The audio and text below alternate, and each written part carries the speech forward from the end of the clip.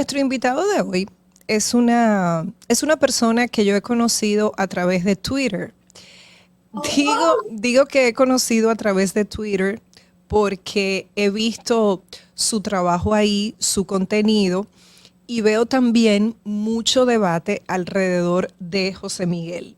Entonces comenzó a llamarme la atención la manera en la que él respondía, los artículos que ha escrito. Ya les voy a contar. José Miguel Santamaría Uribe es una persona que pues pasó, vamos a decir, ha hecho esta transición de ser un empresario a ser político. Yo decía en las redes sociales cuando estaba promoviendo la entrevista que pasar de empresario a político no es precisamente hacer un recorrido por un spa, ¿no?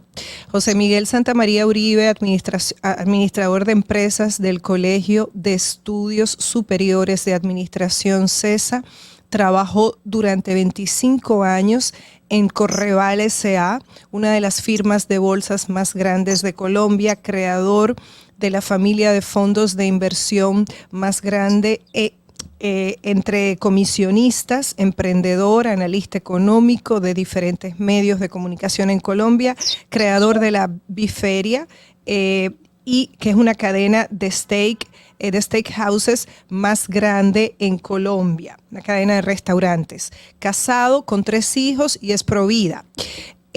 Bueno, José Miguel está aquí con nosotros a través de la tecnología. Hola, José Miguel, ¿estás por ahí?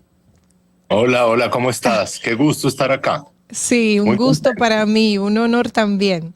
Sabes, cuando trataba de, a mí me gusta que esta conversación sea como bastante orgánica, humana, bien natural, pero igual yo soy dominicana y desde afuera eh, siempre es más fácil ver la realidad de otro país. Para un colombiano ver la realidad de República Dominicana nunca va a ser igual que un dominicano que está adentro. Para una dominicana ver la realidad de un colombiano nunca es lo mismo.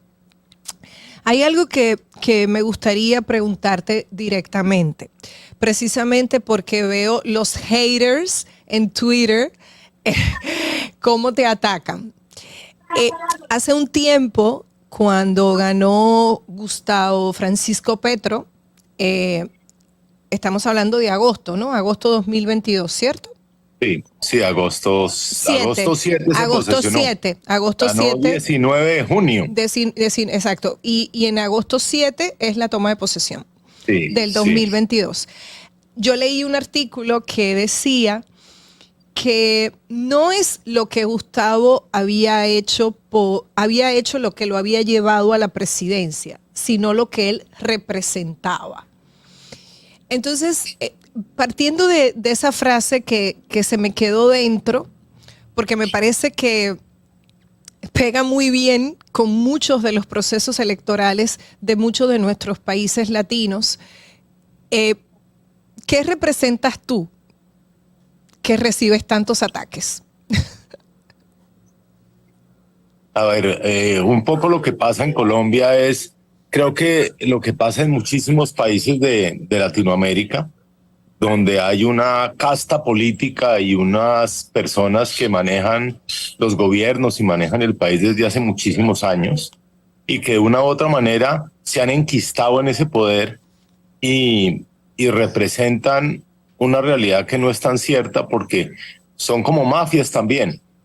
Entonces, en el momento que yo tomo la decisión de no de retirarme del empresariado, porque yo sigo teniendo mis negocios y sigo haciendo las cosas, sino decidí, oiga, yo voy a hacer un alto en el camino y voy a empezar a opinar. Y voy a empezar a hacer política de la buena, política donde yo pueda opinar y decir lo que siento, donde yo no tengo jefes políticos y donde si no me siento a gusto con las personas que estoy haciendo política, pues me voy. Entonces empecé a trabajar eso y obviamente, pues tener una persona incómoda dentro de la política que de alguna manera no es controlable, pues para esas castas políticas es muy difícil. Es muy complicado porque ellas pueden llamar a cualquiera y le dicen, oiga, quédese callado sobre esto, no hable sobre esto, pero de alguna manera conmigo es muy complicado. yo digo las cosas y el día que tenga que dejar de decirlas, pues ese día voy a dejar de seguir opinando. Y eso yo creo que es lo importante. Lo importante es que las personas que me leen a mí tienen la tranquilidad que lo que estoy diciendo es lo que yo pienso, que lo que yo opino realmente lo pienso a conciencia y estoy tratando de hacer un cambio en Colombia con mis opiniones. José Miguel, muchas de las cosas que por ejemplo, he podido leer y he podido ver en Twitter es, por ejemplo, cosas que has atacado directamente que tienen que ver con resoluciones económicas.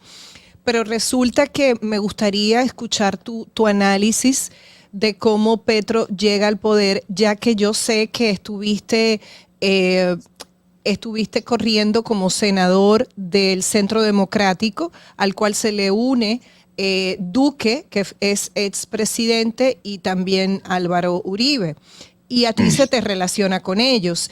Y bueno, y está claro que el hecho de que Petro ganara me parece acertado cuando dicen lo que él representó o lo que él representa, los nadies, las nadies, los nadies. O sea, parecería que en Colombia, tú me vas corrigiendo porque quiero escuchar tu visión, parecería que en Colombia, a través de los últimos gobiernos, tanto de Duque como Uribe, pues se fue creando esta desproporción, esta desigualdad socioeconómica que siempre en los países latinoamericanos genera mucho resentimiento. Y llega un momento en que la gente se levanta y dice, pero es que no, o sea, esta oligarquía, este grupito que es el que domina todo, termina decidiendo mi vida y termino yo quedándome en una miseria y una pobreza. Petro, de manera, digo yo, acertada, en algún momento dijo, no, Colombia no necesita socialismo, Colombia necesita democracia y paz. Y esto creo que terminó ganando puntos para él.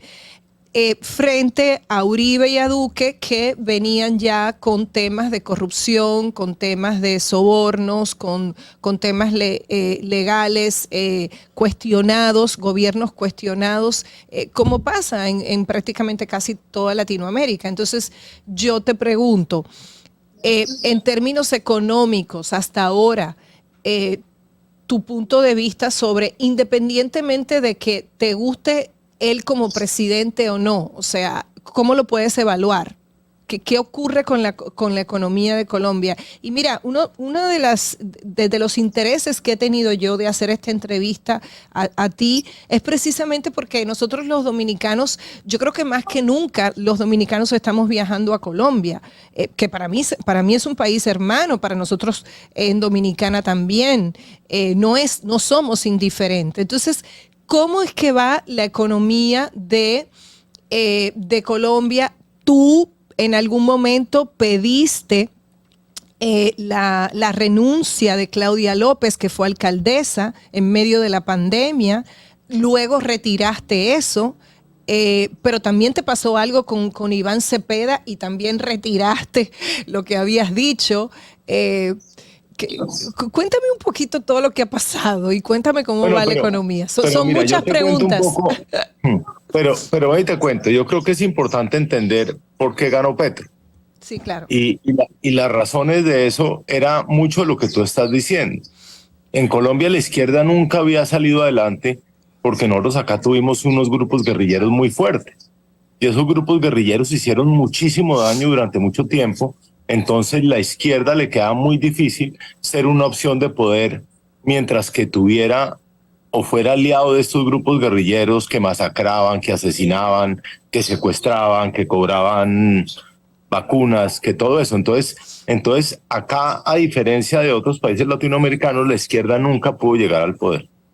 La manera que, como tú dices, fue inteligente de Petro y su grupo de gente fue cambiar un poco el discurso, no al discurso de la izquierda y al discurso del comunismo, Y eso porque no podían llegar, sino fue al discurso de la polarización, de la indignación y de alguna manera convertir al empresariado y convertir a la gente que viene haciendo país durante muchos años en los enemigos del pueblo. Y eso fue lo que logró.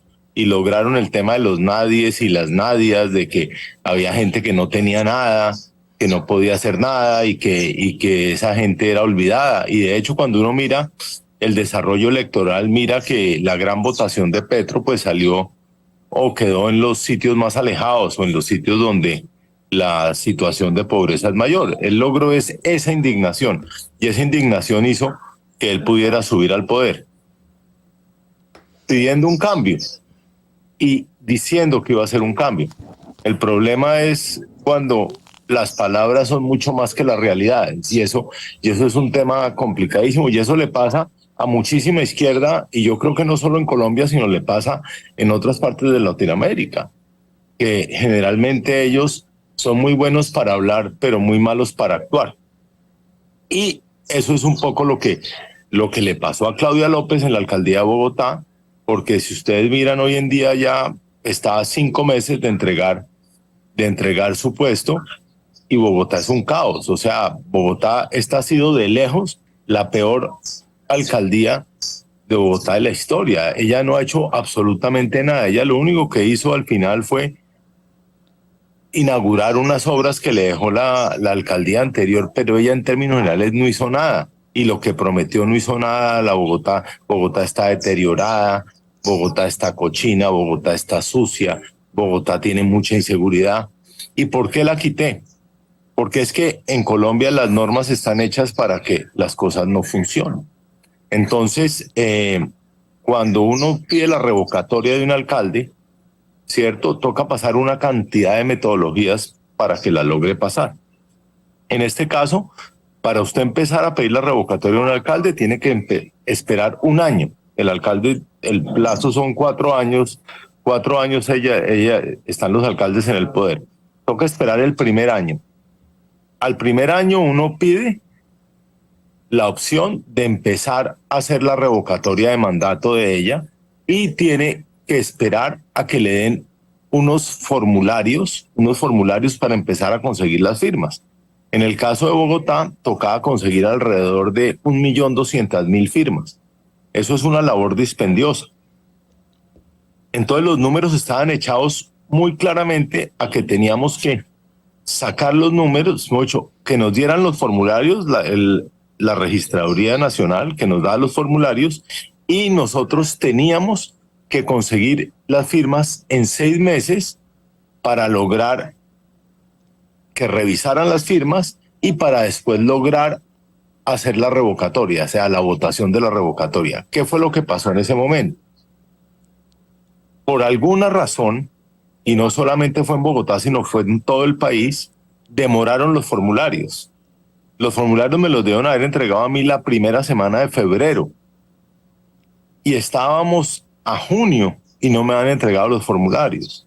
¿Qué quería decir eso? Que si me entregaban en junio o julio los formularios, yo podría sacar las firmas hasta diciembre, y ya me iría a más de 2 años de gobierno de Claudia López, donde ya la revocatoria era inane, ya no funcionaba. Claro. O sea, eso fue un tema que yo lo que no podía hacer era engañar al pueblo y engañar a los bogotanos y decirles, oiga, sigamos haciendo la revocatoria de Claudia López, cuando ya por términos ya no se podía hacer. Entonces la decisión fue, oiga, sigamos haciéndole veeduría, sigamos mirando qué es lo que está haciendo bien y qué es lo que está haciendo mal ella, pero ya no nos metamos a hacer una revocatoria que no la vamos a poder sacar adelante. Entonces, de hecho, dime. De las 180 revocatorias que se pidieron en los 1.160 municipios de Colombia, 1.116 municipios de Colombia, solamente una salió adelante, porque era de un municipio muy pequeño. De resto, ninguna otra salió adelante. La de Medellín, que venía con muchísima fuerza por el alcalde Daniel Quintero, tampoco logró.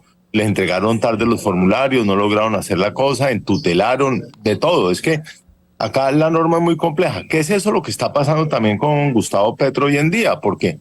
Porque en Colombia, a diferencia de lo que pasa en Perú, de lo que pasa en otros países, acá es prácticamente imposible sacar un mal gobernante. Bueno, En Colombia, la única manera, perdón, para sacar un mal gobernante es a través de la comisión de acusaciones de la Cámara de Representantes, que le dicen de cariño la comisión de absoluciones. Entonces, estamos complicados. vámonos a la primera pausa. Gracias a José Miguel, vuelvo y repito, por por el espacio que nos está permitiendo dentro de su agenda. Y sí, vamos a estar conversando. A menos de 9 meses de mandato, el presidente Gustavo Petro había ya anunciado pues dentro de una segunda crisis, porque aparentemente hubo una primera crisis donde él pidió la renuncia de algunos ministros, pero aquí pedía la renuncia protocolaria de prácticamente todos los ministros. Vamos a estar hablando de eso al regreso de la pausa. Y bueno, y lo cierto es que me gustaría saber, José Miguel, si concretamente has podido formar parte, contribuir a alguna transformación concreta de tu amada Colombia, porque vuelvo y te digo, se te relaciona mucho y se te ataca con lo que es la derecha, bueno, el centro democrático, pero para mucha gente derecha conservadora, con Duque, con Álvaro Uribe. Y veo los ataques, o sea, veo los ataques constantes, porque realmente el país está totalmente polarizado y me parece que esto le ha convenido a Petro. Ya vamos a una pausa y regresamos. Estamos con José Miguel Santamaría Uribe desde Bogotá.